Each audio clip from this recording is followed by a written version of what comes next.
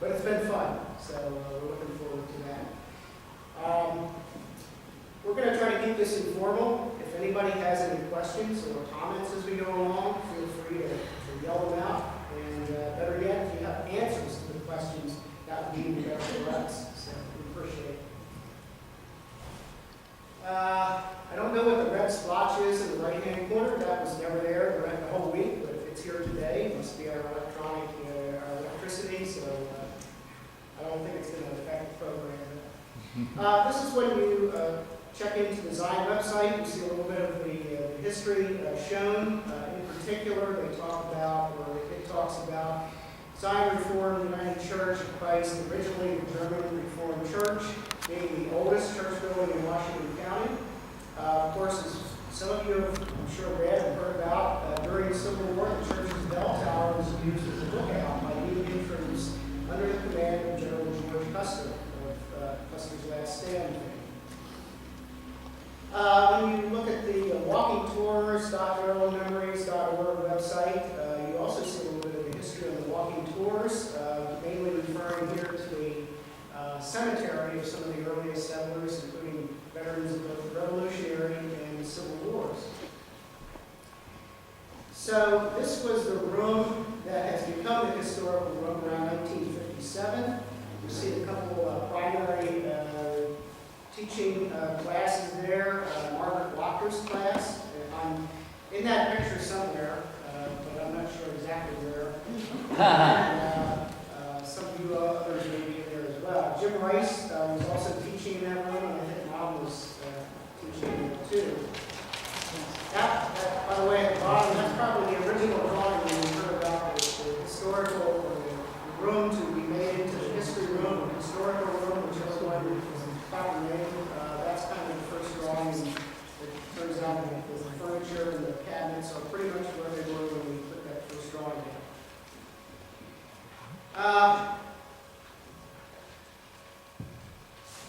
Somehow it's, okay, there we go. What was the inspiration for this? We don't really remember.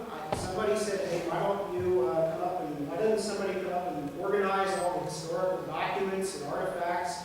And somehow we got into that. I'm not sure how. But I just recall walking into the room the first time, seeing tons of boxes, books, artifacts, church records all over the place. And fortunately, we did have some display cabinets, which I think Wells said was from Kohler's Jewelers, that apparently donated them. The owner donated those display cases, and they turned out to be just wonderful. And they fit in the room well, and if you've been out there recently, they're pretty full of artifacts. Certainly, Old Zion was a factor to organize, and the history that the Schwartzes did on that book is, you know, I don't think anybody can ignore all of the work that went into that publication back in, I think it was published for the 200th anniversary of 1970. So, this was the summer of 2001. We started working in there then and began to sort, label, organize items, documenting materials as we went. It turned out to be, I think, a good project for Mom and Dad. They loved looking at a lot of pictures and sitting down, and a lot of this came home to our home on the dining room table, just labeling and sorting, and it was quite kind of a fun project for about a year. A lot of indexing, a lot of trying to identify people in photographs and things like that to get things organized. That summer was a very hot summer. We remembered that because there was no air conditioning and we could not get any windows up. They were all painted shut.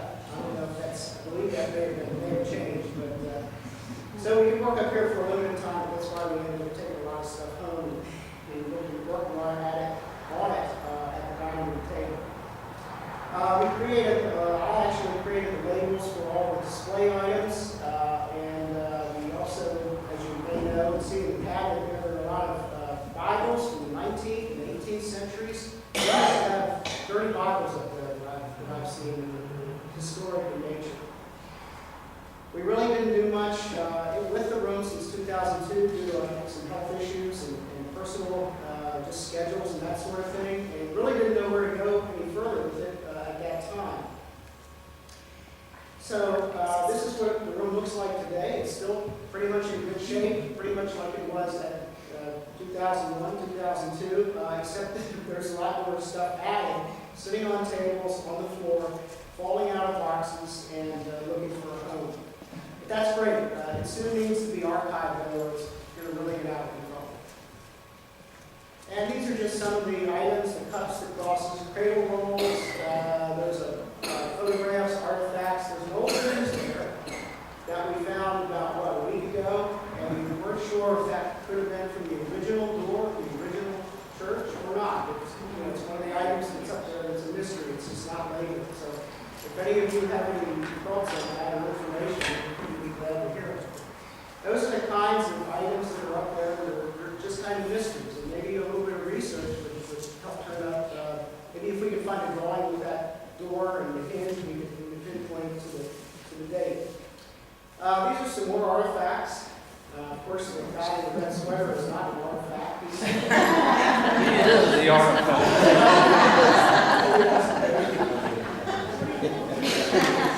He Wells is holding a stone with a label on it, and if I remember, it was around 1870s, earlier, something like that. The labels, some of the labels were put on 100 years ago, and they're very hard to read, so that's another challenge we might look at.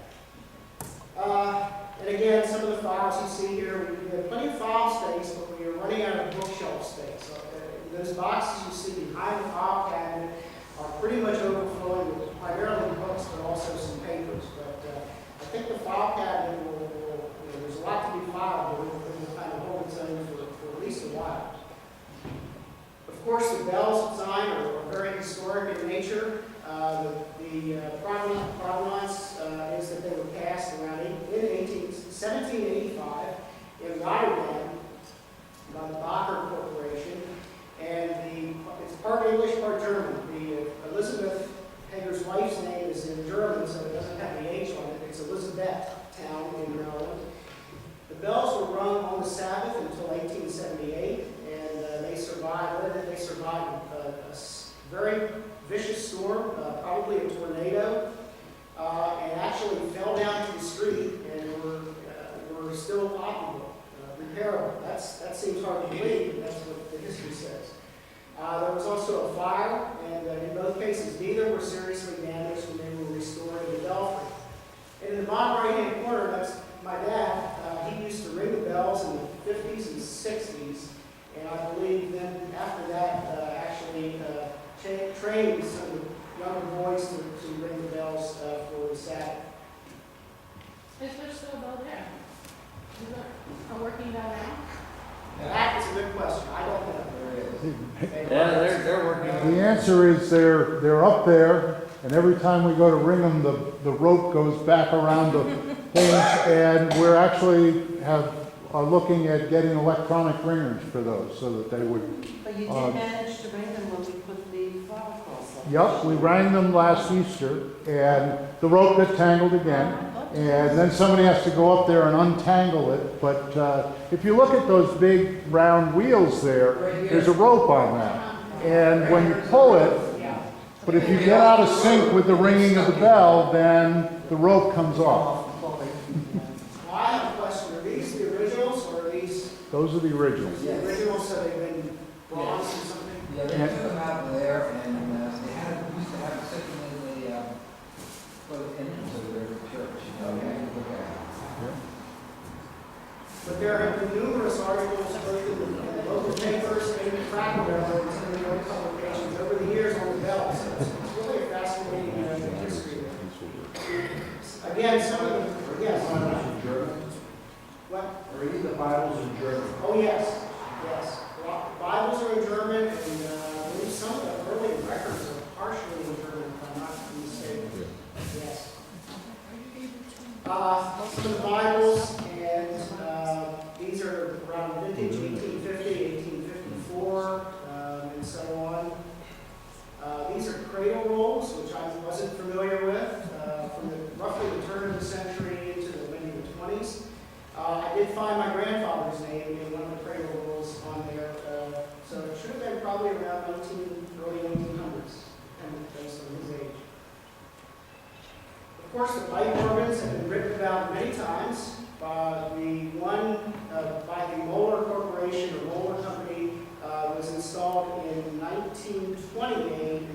replaced. The second organ that I had was indicated produced in 1888. It was refitted, they were refitted and rebuilt in 1963 with 1,545 pipes, new pipes added.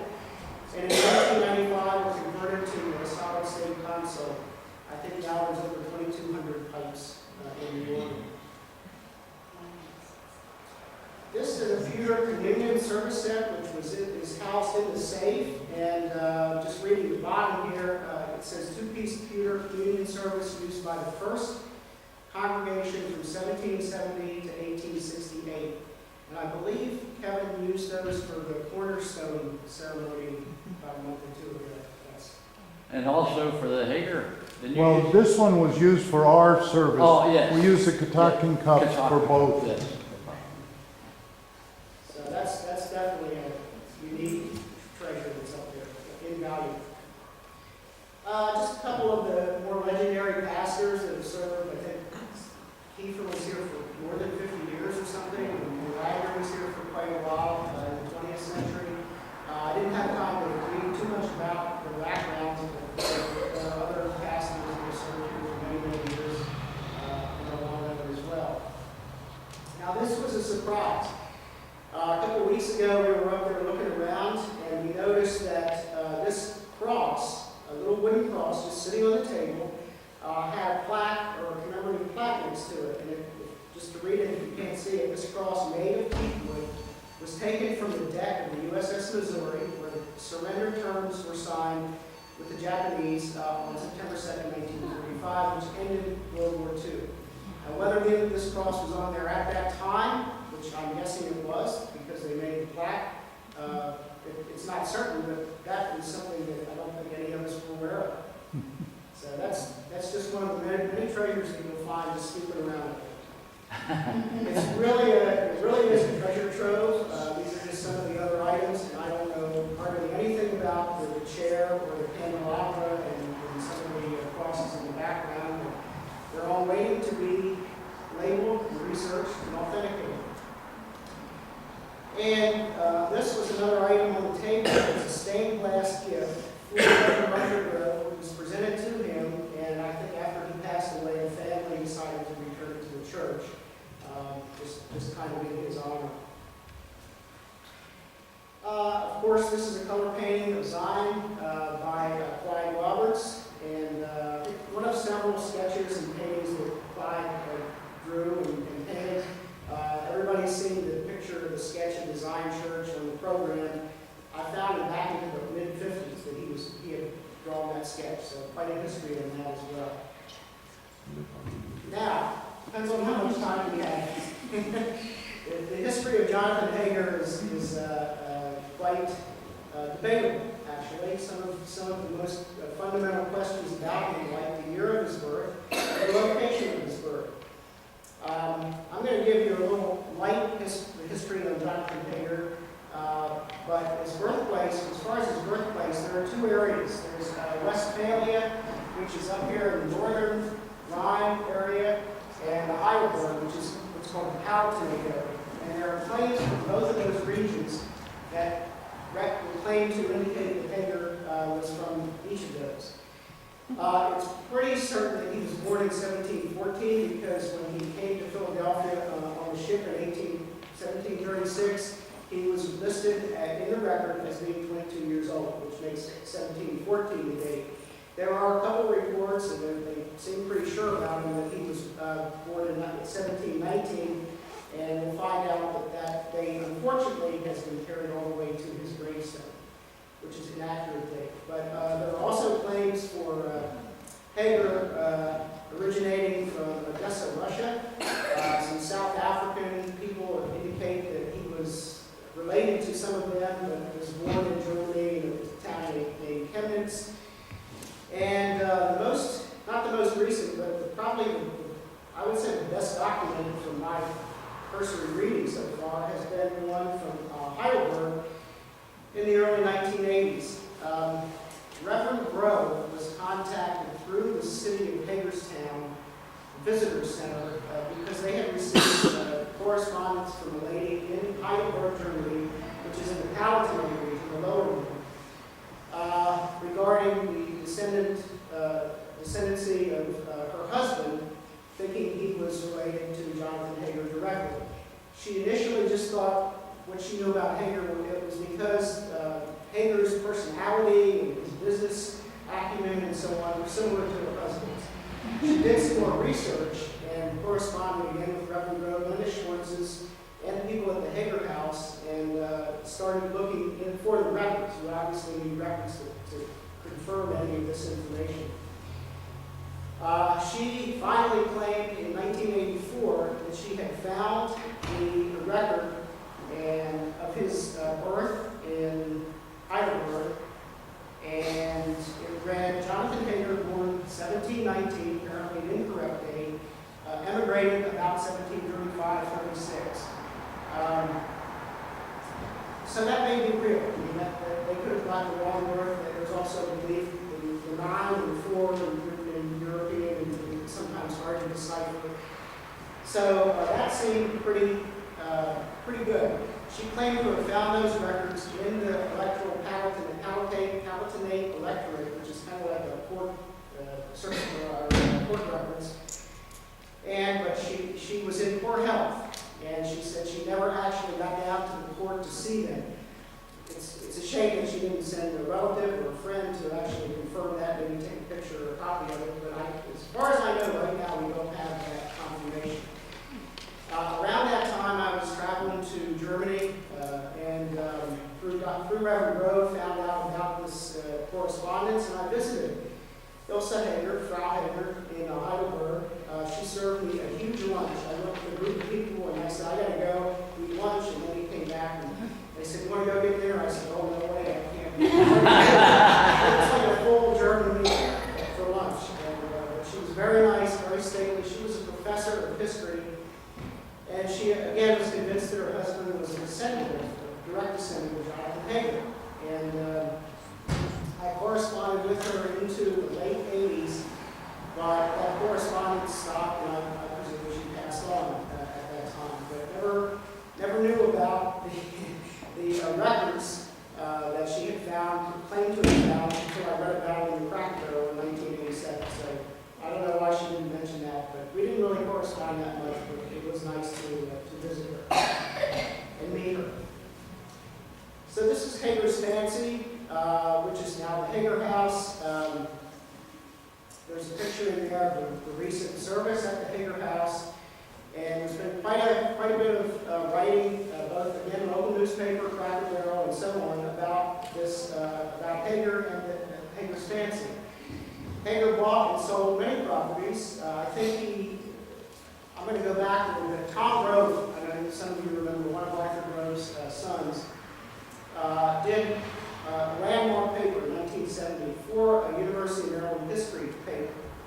And in that, he traced the arrival of Hager, and it was just part of this western migration. They would come into Philadelphia, the taxes and the land that was available started to become scarce, the taxes were very high. So they started to move westward. They moved into western Maryland in particular, in this Cumberland Valley. There was a whole migration wave here, which Hager was a part of.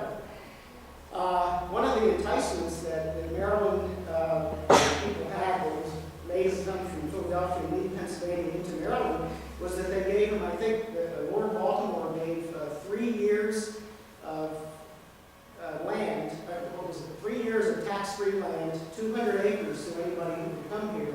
So Hager was one of many who took advantage of that. On the 200 acres, I believe, there's a lot of history as to which land. He became a real estate dealer. So there's a question as to this the one he built Hager's Fancy on, or was there another one after that? But at least on one of those, he built his house. I'm sure some of you have been there. It's built over a spring, which kept them cool in the wintertime and gave them water year-round. I think it was only 2 stories initially, and they think that the 3rd story was added later, I believe, but I'm not sure about that. Kevin may have some comments on that later. Hager was jack of all trades. He was a fur trader. He actually traded furs in the house. He blocked off the kitchen so that the traders couldn't get into the family in some way. They had a large chimney in the kitchen, and apparently that was kind of a big family in the kitchen. But he did fur trading out of the house. He was also a gunsmith, and what his main interest was in real estate deals, professional interest. And again, I mentioned that even on the gravestone, it says born 1719, which is probably an error. So these are some of the folks that worked on, have done a lot of research on the history of trade in this town. Tom Grove, that's a copy of his paper up there. The title was Jonathan Hager and the Founding and Growth of Hagerstown, Maryland. Of course, Old Zion, Larry Nish wrote the Yellow Book, Jonathan Hager, founder. And I believe a new author, Kevin Mundy, book we had is John Nelson. And that seems to be a little bit more updated than the Nish account. And there were some other researchers in there as well that have been quoted by all of these authors. And this is the, I think it was the 87 article where Jonathan Hager, founder of Hagerstown, was born not in Westphalia, as generally believed. That's where they reported the Heidelberg Palatinate birthplace from Dr. Hager. Some of the exterior sketches of the church, I'll show them here. An early sketch, which may have been as early as around 1771. Again, there's probably information as to the exact date of that sketch somewhere, but I didn't find it. The early Sunday school, or the early chapel, I guess, is one of those. And I like the one on the far right. It's in red. That picture was probably taken in the 40s by trying to identify the date of the automobile there. I like the stop sign in the middle of the road. That one lasts about, what, 3 seconds?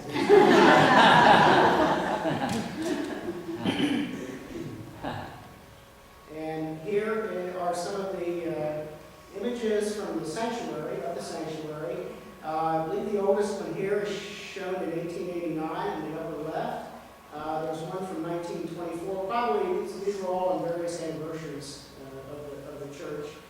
1774, 1924, 150th, and so on. The one on the bottom right, is Christmas 1935, and there you can see the working around the sanctuary is like it is today. So somewhere between 1924 and 1935, that work was done to build that beautiful chapel or sanctuary.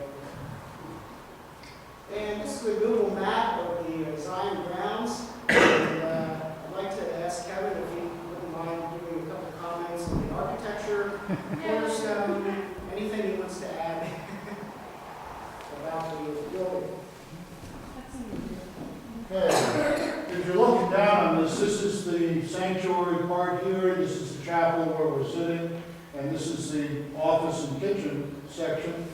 Parsonage over here, and then the two Sunday school additions that were put on over the years. So it's filled out. The original church was built here on the corner, and this area was always the chapel.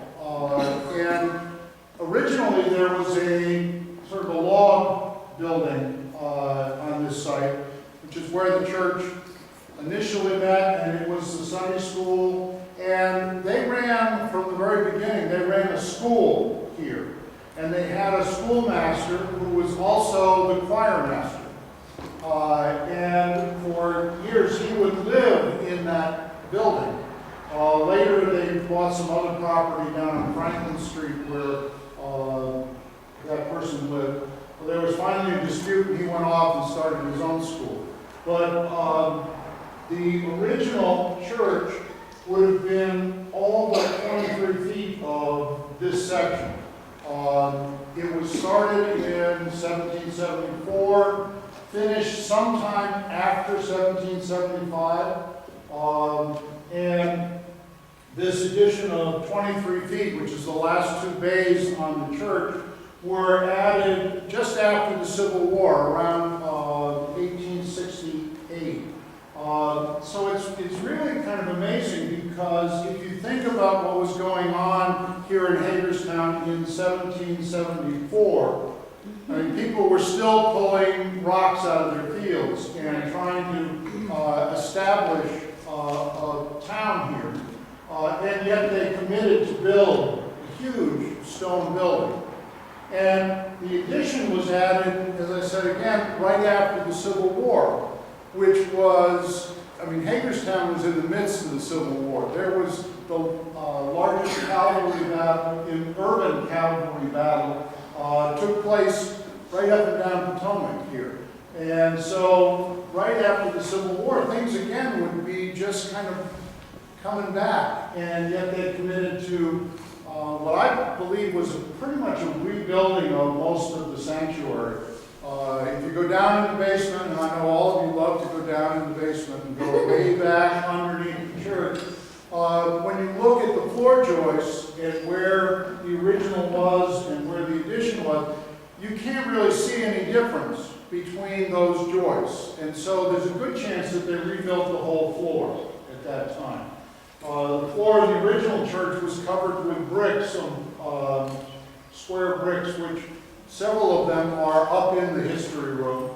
They were the floor of the sanctuary for a long time, and they were then later used for the sidewalk out in front. When they redid this, they took all those bricks, they were good, thrifty people, and they put them all out and used that. I'd like to say a few things about the history room and what we're doing. We just celebrated the 240th anniversary of the laying of the cornerstone of the church. That means we're going to be coming up on the 250th anniversary of the founding of this church. And there is some debate over what date to use. Okay? If you use the point at which we normally do, when we first got a pastor, a full-time pastor here, that's 1770, we know that. But that pastor was sent to us by what was known as the Coitus from Pennsylvania, which was sort of like the General Synod or the governing body. And that meant that there had to have been a group here before 1770 to petition to get a pastor. So that would have been something that there had to have been an organization here. And the earliest records from this church go back to a baptism in 1766 that was recorded in the church records. Now there's a problem with that, which the Swartzes in their book talk about, was that people quite often, if they were living in Baltimore, say, and they baptized their child in Baltimore in 1766, and then moved out here, it was not uncommon for them to record that baptism here, as well as in Baltimore.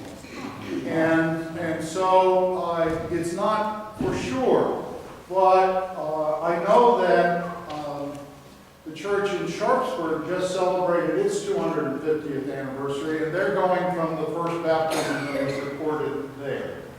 And so we could celebrate our 250th as early as 2016, or as late as 2020. But the point of that is we need to be ready for that. We need to be ready for that, because that's a big and important thing. And that's one reason why we're doing this, is that we need to look at and get back in with all of this history, all of the wonderful things that are up there. And so we have, over the years, had a lot of people, particularly the Schaefer family, who has worked on that room. But we need more people, we need new people to work on that. And so we're hoping that some of you will be inspired by all of this and want to do a little bit more work on that, so that we can be ready. Tina has said she would work on it, and we need more help. But we need to be ready for our 250th anniversary. And if you look back, going back at the architecture, if you look at this, you'll see there are 4 bays. There are windows, double hung windows up and down on that. There would have been balconies door was here, the main door was down there, and there was a door similar to that going out to the cemetery. And somewhere in the, when the renovation was done, they converted this to two-story windows, essentially in the same bays, added 2 more bays onto the church.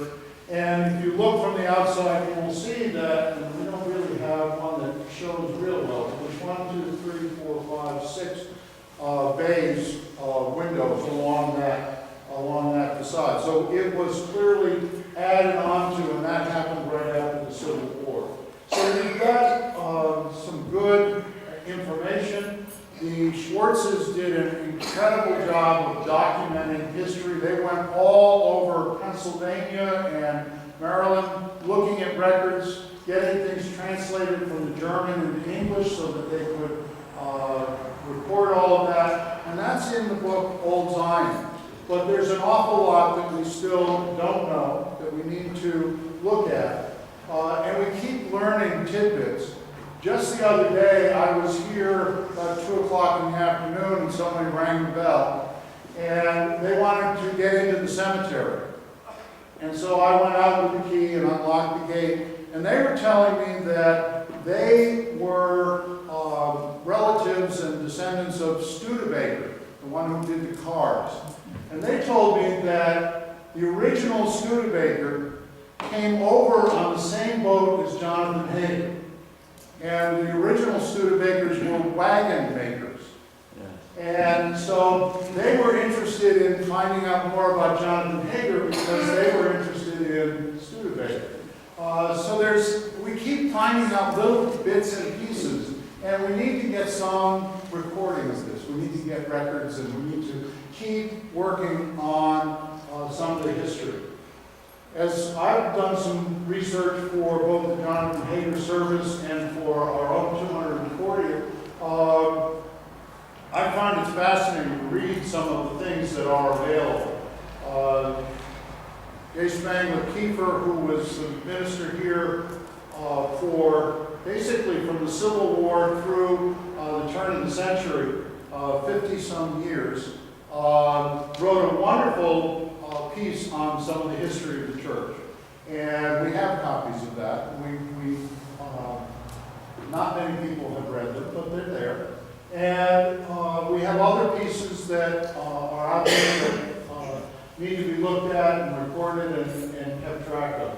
But this is the history of our church. These are the roots that go back into the past that we have. And we have people here, Mike Kaiser, for example, and I didn't know this when I gave the 240. His great 5 greats grandfather was in charge of the building of this church. Yay! And not only that, but on the Mother's Day parade, there was a lady came in who was looking for a great grandfather, and lo and behold, we found the grave, and she said that her father, or her great grandfather, had laid the cornerstone, and their names were in the cornerstone of the original church. That was from Texas. We keep finding out this information, and we need to work on recording it. We need to have the history room up and ready to show off. We'd like to have it open a lot more often than it is. And it's, well, a lot of people don't. It's up on the 3rd floor in the back corner. And so I would just encourage you, anyone who's interested, I'm going to put this in Tina's hands. Let her know, and we'll set up some times to get up there and organize and get things. A lot of the stuff was organized again by Chris, she did yeoman work, Ken, Bill Schaefer, all of those. But since that time, a lot of new stuff has come in. There's boxes of things that have come in. There's wonderful photographs which need to be labeled with names of people so that you know who they are. There's a lot of questions to be answered. You mentioned the organ. Well, when the new organ was put in, big organ up there was put in, the older organ was moved into this room. And there's at least one picture of it sitting in the back of this room here. I have no idea what happened to that, where it went, but that's recent enough history that there may be some people that might know. And where did that go? What happened to it? So there's a lot of I things recycled that with the would can. be.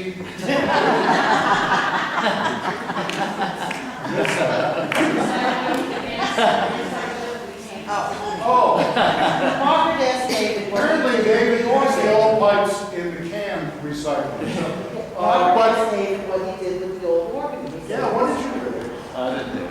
But we find over and over again that there are people that have relationships to this church. I don't know how many of you remember when Mrs. Toms came in. She was 94 Yes. years old.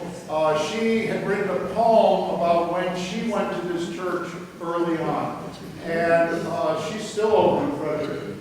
She's still doing well. But there are people out there that know an awful lot, and we need to tap into some of their memories. I worked with a fellow whose last name is Hager, and I think he is a descendant of Jonathan Hager. I'm going to try and get a hold of him. Well, And please see do, if he has because any family history. I There's- worked with him, he lives over in the Ocean City area. there are some difficulties, given the fact that when Jonathan Hager was here founding this town, there was living here another man by the name of Jonathan Hager. Oh. Apparently, he was a bit of a scoundrel, but there's a lot of confusion. There's a lot of confusion. I'm curious to when the parsonage was built and what it's been used for. Parsonage was built in the 30s, 1932. And it's been a parsonage, and he used to let out rooms for people. What is it used for now? Right now, Catholic Charities is renting the space from us, and they do a lot of programs over there. Because I see people in them now. Well, I've talked to people who lived in the parsonage, who were not, that stayed with the Groves or different other people that actually lived in there with them. It's a big house and it's wonderful. Yeah. Sometime we should open that up and let everybody go through it too. How are we doing on time? This room here was built, what, 1893, I think it was, 1894. Yeah, it was, And it was cost $13,000 and some dollars to build this.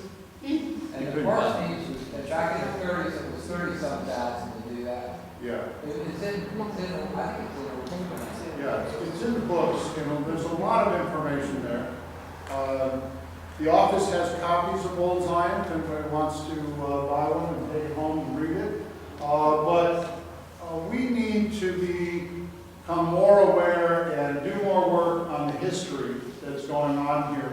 We need to preserve the work that's already been done, and we need help with that. And so we're asking all of you to do whatever you can. And several people have said, well, I know this and I know that and so forth. If you do know something about this, write it down and bring it into the office, okay? Write it down and bring it into the office, because that's the only way it will be preserved. I will remember tomorrow that, somebody said something about knowing somebody who was somewhere when something happened. That's right. That was the extent of it. But if you write it down, we can bring it in and update a lot of things that are going on. And what many people don't understand is that we look back and we look at the beginnings of the church back, 240 years ago. But there will come a time when yesterday is the history people will be interested in. And so we need to keep updating and keep working on this. Again, it's fascinating to watch things go on. Who was it? We did a funeral for someone, and they brought in a picture of the choir from 1948, and Wells brought in exactly the same photograph. And he and this lady sat down, and they could identify everybody in the picture except one person. And I thought it was fascinating that both of them came to this meeting on that day with exactly the same photograph, or a copy of exactly the same photograph. And it was a long, long time ago, because it was back when Dave was starting in the choir. He's That's in the right. picture. He's in the picture. So we are looking for information and help in organizing. I just wanted to say, when Newport was built in the back, Peggy and I's father Yeah. built that. Yeah, I mean, and there are people That was that go back to 1957. the building of the chapel. We have a number of people who are related to some of the people that were involved with building that, from Pat Rogers and Peggy Roscoe and so forth. They're all related to the builders of that portion. We have people that go way back in this church and have real ties to all of the events that came on here. Again, anything that we have that would help to document that would be helpful. Thank you, Kevin. Kevin's plea there. It's right into- you should put Kevin's picture in the middle there. We want you. We want you. So what can you do? Basically, the room, as a lot of us have attested to today, is a treasure trove. There are things up there that none of us know anything about, or anybody that I've seen. So you might come up, you might see something on it that has a connection to a relative, or maybe you know a little history about a particular piece or something. Again, just as Kevin said, it is absolutely essential to write these things down and get them centralized into the room. So what can you do to help? And Kevin's covered a lot of this, but I'll just read what we came up with. You can archive historic documents, historic photos and non-historic photos, all kinds of records, financial records, consistory records. I think every item that was purchased by this church since 1800 is documented. So there's financial records out the wazoo. Certainly scrapbooks. Somebody started scrapbooks and has added to them. There's a whole pile of scrapbooks that need to be gone through and updated. And as Kevin mentioned, one of the best things that we need, the most important things we need, is to come up and identify people in photographs. People look familiar, but we don't know who they are, but somebody does. So come on up and do that. We can prepare exhibits and displays of the historic items for tours and to host visitors. We can work with local historians and archivists and researchers and curators. For example, I heard that the Hager Bible is housed at the Museum of Fine Arts. Maybe they can loan that to us, and we can loan them something for their, an exchange like museums do all around the world. And also tying in with the city of Hagerstown could probably use some of our history that they don't know about to promote the city and to help us bring that history to the public's attention. And most importantly, perhaps, is you can look at a lot of goofy pictures, embarrassing pictures of your friends and of yourself from many years ago. And we have a few examples of those. So these are some of the Easter celebrations, the balloon release a couple years ago, Reverend Grove, the Reinhardts, the service workers. Anybody know who that picture is in the right-hand corner? I don't. That sketch? Could that be a sketch of paper? I don't know. It was only- I think that's your. Is that Jacob? I don't know. Who knows? It could be the first pastor, minor leader. Yes, it could be. Here we have some Zion members of the Easter Cross. It looks like a beauty queen there in the middle. And again, some of the many volunteer projects, like the parade and the Michael's backpack. It should be documented. It should all be documented. There's the shoulder. There we are. Some confirmations. Dave is on the right there. Yep. If you can find him, find Waldo. Yeah, fine wall there. And actually, there's a very good record of the confirmations. I think the pictures from the confirmation classes are there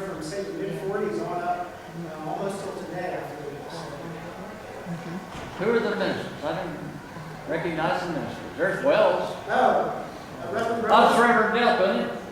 Yeah. Reverend Rose on the left. And this is, remember Reverend Bradley? Yeah, that's right. Oh, yeah, Bradley. Yeah, Reverend Bradley.